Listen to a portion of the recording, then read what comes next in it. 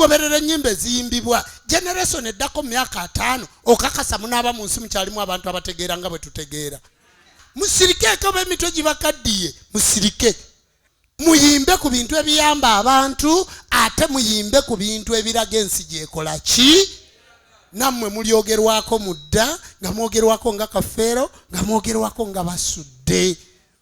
Kakati abayimbi abo batuvuga batutwalawa bwe bavaayo bagambako munnamawulire eggwanga litambulira ku nnamawulire n'avaayo nakugamba naga naye gwe byoyimba oyinza obbiteeramu abaana bo naga nti gwe nnyoko nja kukuba oluyi olinga ebbinika. Bwe n'ogamba nti abo abayimbi bakyalina amakulu mu ggwanga ng'ate abayimbi nnyingo nnene nnyo edriving eggwanga nnene.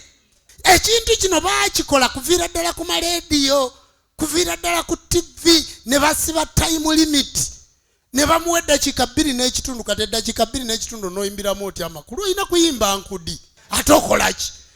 Kakati byaviira ddala eyo.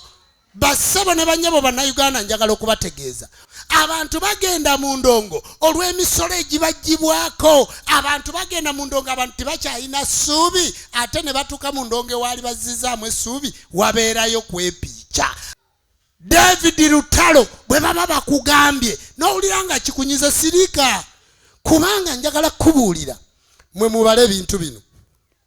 Twabadde n'ekivulu kya Namubiru ku Serena Hotel, twalinayo ekyamayinja, tulinayo ekyaluna Mubiru, tubaddeyo n'ekyabamoze ne radio nga babajjukira ba Good Life. Oba kino kitegeke okutta eggwanga lyaffe naffe katufiire mulyo.